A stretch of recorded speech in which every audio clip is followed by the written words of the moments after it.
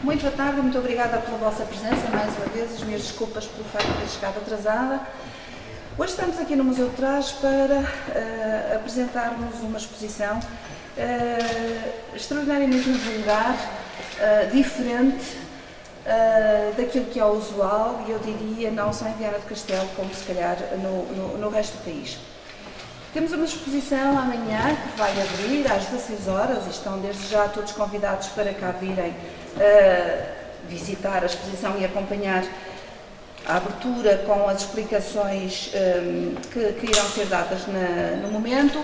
Uma exposição dedicada aos Beatles, mas que tem uma abordagem muito interessante. É através da coleção do Vítor Coutinho, ilustre vienense, conhecido de todos pelo seu amor à música, pelo seu amor aos discos, aos vinis.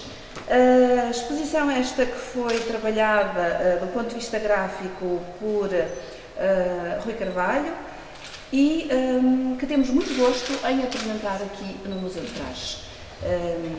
É uma exposição temporária, vai estar aqui em Viana do Castelo durante os meses de maio e junho. Portanto, haverá também bastante tempo para ser visitada, até porque, tanto quanto sei, o Vítor Coutinho está a pensar em dinamizar aqui alguns momentos de, não sei se de revivalismo musical e não só, para convidar as pessoas a poderem vir cá também durante o tempo em que esta exposição estiver aqui apresentada no Museu de Trás. Portanto, só para vos dizer que é um gosto enorme da parte da Câmara Municipal de Viana do Castelo, é uma honra enorme termos tido o privilégio de expor, em primeiro lugar, esta obra fantástica, não só dos Beatles, mas afinal de contas do colecionador, porque uma vez que aqui o que vai estar sobretudo em causa é o brio, é o gosto, é o amor, a paixão do colecionador, que nos vai permitir ver ao vivo objetos raros, objetos que são os objetos de arte, que se calhar nunca mais teremos a ocasião de ver. Passo a palavra então para a Vítor. Olá, tudo bom? Eu primeiro gostaria de começar por agradecer o patrocínio da Câmara, neste caso particular aqui a doutora Maria José. Sem ela este evento não seria possível realizar. Não é todos os dias que se faz uma exposição destas. Recordo que hoje, a partir de hoje, se irá fazer história aqui em Viana do Castelo. Em 46 anos, desde que os Beatles se extinguiram, é a primeira vez que se faz uma exposição. E somos nós, é a Câmara, é a responsável da doutora Maria José, friso, que deu o seu aval para que isto se tornasse realidade. Em meu nome, em nome dos vienenses, e em nome de todos aqueles que terão a oportunidade de visitar esta exposição, muitíssimo obrigado. Do fundo do coração, com toda a sinceridade. Portanto, isto não podia deixar passar em branco. Outra coisa que eu gostaria de referir era o excelente trabalho gráfico feito pelo Rui Carvalho e pelo seu staff, a Manuela, a Joana, a Carla, peço desculpa à Carla, e ao Patrício. Portanto, é um trabalho excelente que vai valorizar e de que maneira as obras, não os discos, as obras, algumas delas vão estar aqui expostas. As pessoas que vierem a Viana do Castelo, e eu espero que sejam muitas mesmo, não vêm ver discos, vêm ver história. Porque para ver discos, como eu costumo dizer a brincar, não é? Vai-se aqui ao FNAC, ou centro comercial qualquer para se lá discos. Aqui vamos ver história. Portanto, a história de uma banda que é simplesmente a maior banda de todos os tempos, e também é a história de uma vida, que é uma aplicação aos Beatles. Gostaria também de uma palavra para o Vítor Roriz. Vítor Roriz fez aqui um excelente trabalho fotográfico, que deu a possibilidade também de depois se desenvolver para aquilo que nós todos aqui estamos deliciados, digamos assim. Eu estou maravilhado com este trabalho todo que aqui se encontra.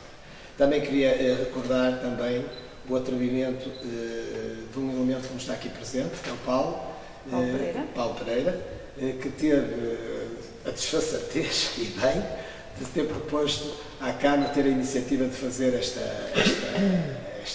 exposição. Portanto, sem querer esquecer ninguém, julgo que não estou a esquecer ninguém, queria também uma palavrinha também para a doutora Salomé, que foi o braço direito aqui da doutora Maria José, também, sempre, é de esquerda, que realmente também se empenhou nisto, ela e as suas colaboradoras, para que isto se tornasse histórico, digamos assim. Portanto, é uma satisfação poder estar aqui hoje com a doutora Maria José, porque, volto a frisar, e nunca é demais, sem ela isto não era possível. Portanto, obrigado, doutora Maria José, obrigado à Câmara de Viana do Castelo, e espero que isto corra como a gente prevê que corra, porque acho que sim, acho que merece a pena vir visitar isto. Agora, se quiserem fazer algumas perguntas aqui, eu acho que as perguntas são mais para o Vítor, porque as raridades que estão aqui, a coleção que está aqui conheces como se fosse a palma das suas mãos, não é? Portanto, são muitos filhos. Pronto, é que eu seria bom que apontasse algumas das raridades que as pessoas vão poder encontrar nesta exposição. Olha, vai encontrar aqui um dos discos mais raros do mundo. Há poucos, só foram editados 750.000, mas não foram postos no mercado devido à capa. Poucos, os que saíram, foram entregues a lojistas e a DJs para poderem promover o mesmo, mas que também não o fizeram por causa da capa. A capa era uma crítica dos Beatles ao desmembramento das obras deles e, ao mesmo tempo, uma crítica à Guerra do Vietnã. É uma obra rara. Para confirmar isso, hoje existem as nets, essas coisas todas. Vamos ter aqui também um disco, um álbum branco, que existe no Maddox Music Experience em Liverpool e outro vai estar aqui também. Vai haver aqui também o alternativo ao álbum branco, é conhecido pelos The Beatles, mas o álbum branco, que toda a gente conhece, o álbum branco vai ter aqui o alternativo, como eu ia dizer, que é o álbum preto, o Black Album, que é o bootleg mais raro e mais importante da história Beatle. Esse disco tem 3 músicas importantes, que é Commonwealth, Light Power e No Pakistanis, que é a música embrionária da música Get Back, e tem uma música lá que é o Penina, que é o único disco dos Beatles em que ele se encontra. Depois haver outros bootlegs que se partem a partir desse, não é? Que foi uma música que o Paul McCartney, em 68, quando esteve no Algarve, escreveu para um grupo chamado JR, e que depois, mais tarde, será gravado por Carlos Mendes num disco de Beatles Gave Away, que se encontra também aqui na exposição, aquela música Penina, como eu estava a dizer. Depois vamos ter aqui mais, temos aqui a coleção de singles portuguesa, que é uma coleção rara e difícil de arranjar, porque, para além de ter tido uma tiragem curta, tem fotografias completamente diferentes das tiragens internacionais, e ela só acontece porque, na época, os long plays em Portugal eram mais difíceis de adquirir por causa do seu valor económico, e a Amy Valentim de Carvalho fracionava os long plays em singles, o que deu origem a uma maravilhosa coleção de singles que estarão expostas, julgo que no giradisco número 3, mas que estarão aqui, na realidade, expostos. Mas vamos ter aqui também um conjunto de discos gravados pelos Beatles na BBC de Londres, acompanhado também de uma caixa que foi compilada pelos maiores especialistas da matéria, que é de Complete BBC Sessions. Portanto, também vão estar aqui representados. Vamos ver aqui 3 álbuns do Abbey Road. Vamos ver um que pertence a uma coleção limitada japonesa, que eu escolhi para aqui, não há outras também, mas escolhi aquela talvez por uma questão da fotografia, achei mais piada, queria ser daquela, não é? Poderia ser outra qualquer. Vamos ter aqui um Abbey Road em que é de prensagem nacional e é raro, porque foi logo retirado do mercado, por causa das músicas não baterem com o oficial.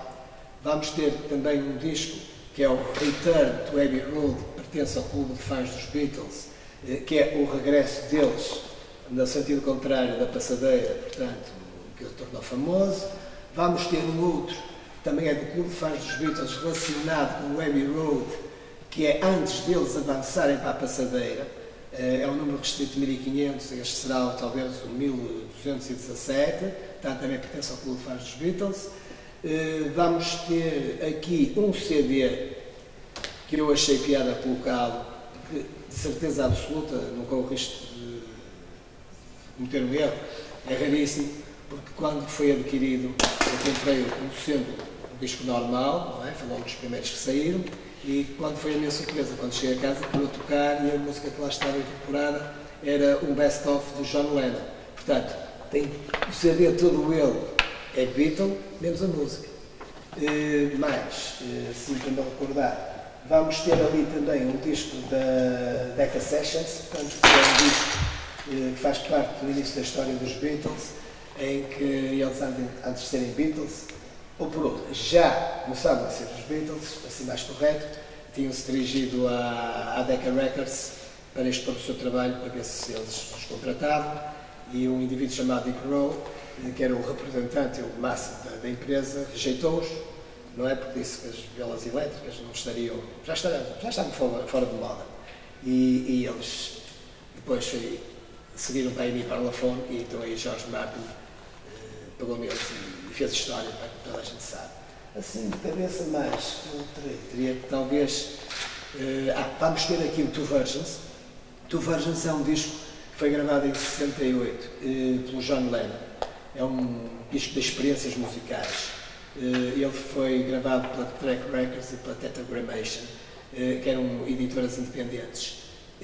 Mas foi muito mal divulgado, foi mal explorado, até as próprias rádios até se recusaram a fazer.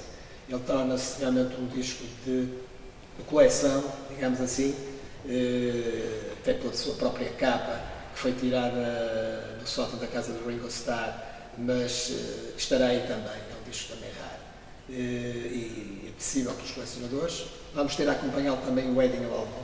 O Wedding Album é o álbum de casamento do John para Yoko.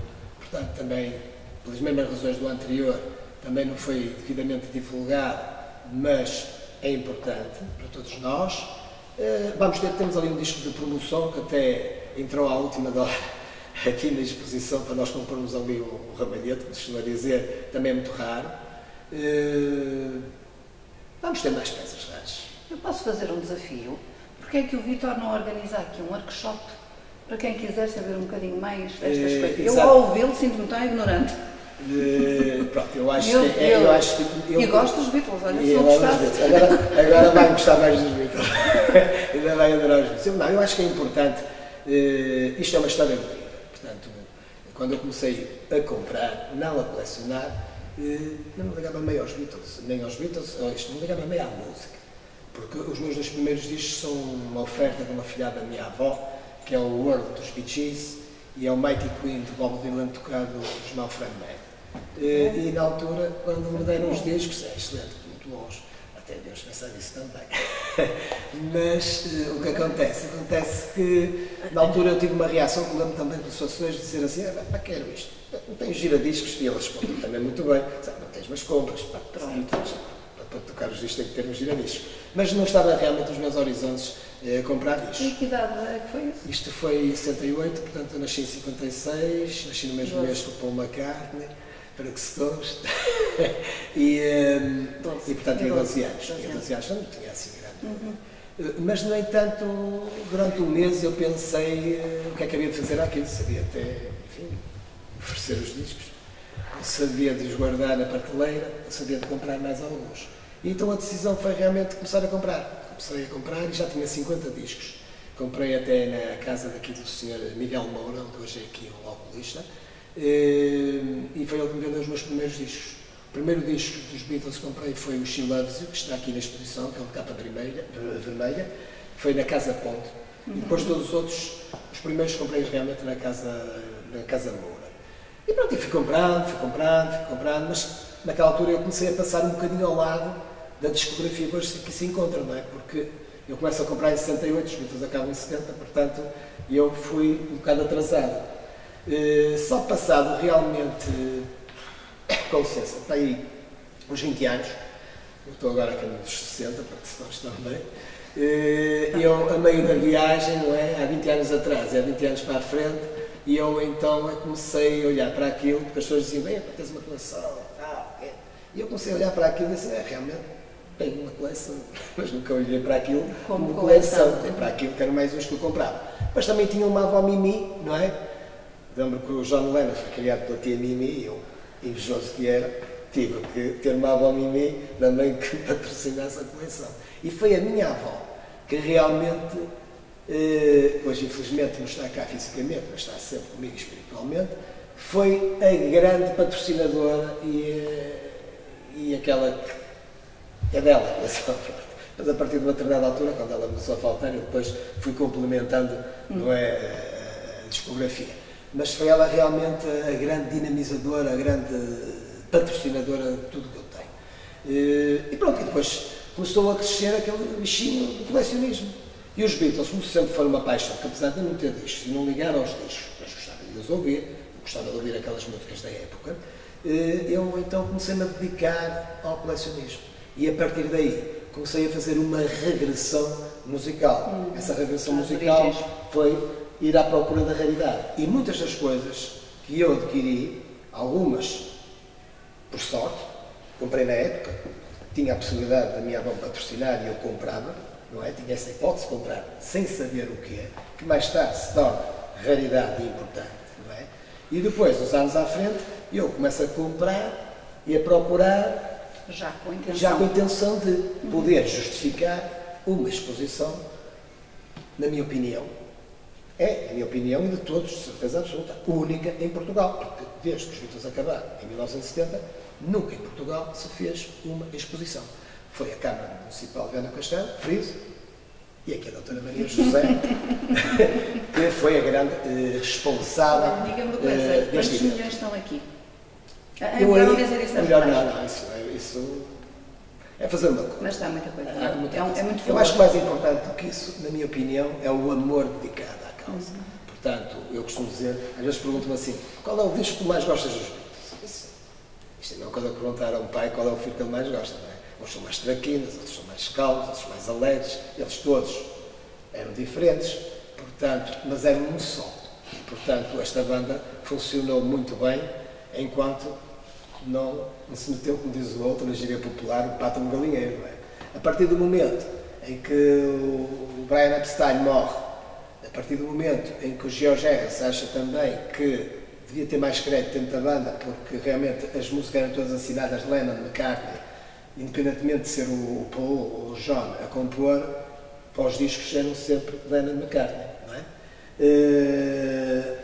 E ele achava que devia ter mais crédito, porque ele realmente também compunha muito bem. E nós, nas últimas fases dos Beatles, temos músicas fantásticas que ficaram para a história. E por fim, a Yoko. Ela me vai castigar, nem vai ter nenhum processo, mas isto também... Espero que não apareça cá amanhã. Ou melhor, espero que apareça. Mas ela também foi realmente também uma das causadoras. Porquê? Porque ela começou a interferir muito nas gravações. Como estava a dizer há bocado, eles eram um só. E depois eram aqueles 4 e mais uma. Não é?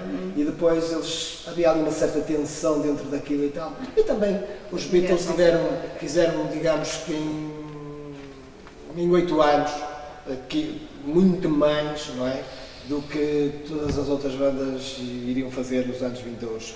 E eu estou a lembrar, por exemplo, os Rolling Stones, para se terem o início de carreira que tiveram, o sucesso que tiveram que recorrer aos Beatles para lhes pedir para eles comparem uma música que é para eles arrancarem, porque eles tocavam, mas ganhar nada, não é? E os Beatles já estavam no segundo álbum, que era o With Beatles, e os Rolling Stones ainda não tinham arrancado.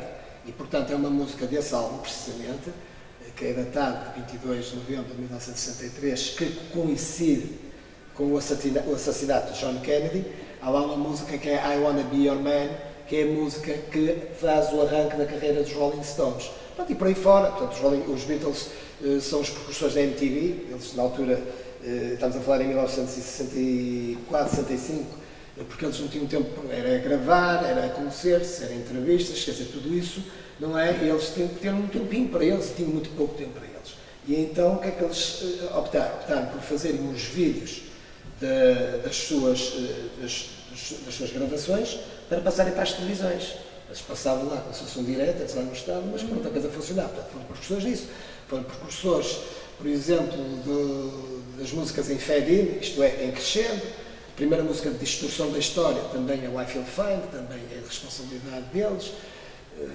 Precursores do heavy metal, do John Lennon, Ticket to Ride, é uma das músicas. Quer dizer, há muita coisa. Então, se falarmos então, neste álbum aqui, na capa deste álbum, que é o Sgt. Pepper's, então iríamos estar até logo à noite a conversar acerca disso. Mas amanhã e durante os meses exatamente, vamos poder conversar muitas vezes. Eu aceito perfeitamente a sugestão, que é nós fazermos aqui umas tertúlias, que acho que vai ser muito giro, para nós podermos falar e as pessoas podem intervir, não sei tudo, longe disso, estou sempre a aprender até morrer, sei, posso saber 90%.